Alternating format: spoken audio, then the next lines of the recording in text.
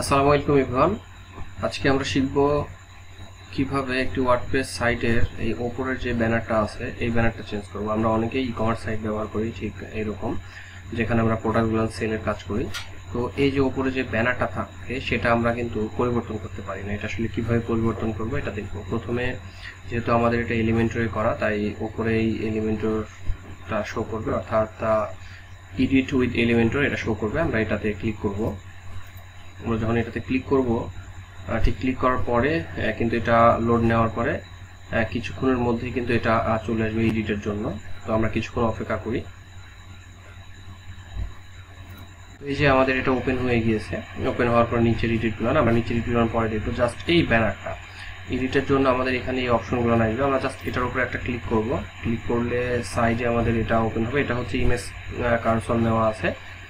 Just এখানে আমি চাইলে কিন্তু আরও ব্যানার অ্যাড করতে পারি। এখান থেকে আপনি এডিটে অপশনে যে আইকনে ক্লিক করবেন, এখানে আমরা অ্যাড গ্যালারিতে যাব। আপনার যদি আরও কোনো ইমেজ থাকে তাহলে এইভাবে আপনি কিন্তু একটা একটা করে অ্যাড করতে পারেন। যদি অ্যাড গ্যালারিতে ক্লিক করি তাহলে এই যে এখানে যেটা যেটা রাখতে চান ঠিক সেটা রেখে বাকিগুলো এইভাবে আপনি ক্রস করে দিবেন। একসাথে অনেকগুলো ইমেজ এখানে অ্যাড করা যায়। অ্যাড করলে স্লাইডার আকারে শো করবে। তো আমরা একটু স্লাইডার আকারে কেমন শো করবে এটা একটু দেখি। আমরা একটা ইমেজ নিয়ে আসি।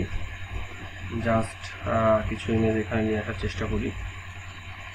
এখানে তেমন কোনো ইমেজ নাই, আমরা এটা একটু নিয়ে জাস্ট একটা এখানে দেখালাম, দিয়ে যে ইনসার্ট গ্যালারি যখন ক্লিক করব তখন আমরা এখানে যদি এই পাশের এটাতে ক্লিক করি তাহলে এটা ফুল হয়ে যাবে। আমরা দেখতে পাবো এই যে ইমেজটা কিন্তু শো করছে। যেহেতু ইমেজের সাইজটা ঠিক নাই, এই জন্য এটা কিন্তু ঠিকভাবে আসছে না। ইমেজটা সাইজ একই রকম করে নেবেন। যতগুলো ব্যানার করবেন সবগুলো একই রকম সাইজ হতে হবে। আর এগুলো আপনাকে কোনো কিছু করতে হবে না, জাস্ট ইমেজ কার্সর লেখা থাকবে এখানে। ইমেজ রেজুলেশন ফুল দিয়ে দিবেন। স্লাইড শো 1 দিয়ে দিলে একটা শো করবে। আপনি যদি এখানে 2 দেন তাহলে 2টা করে শো করবে, পাশাপাশি 2টা এইভাবে।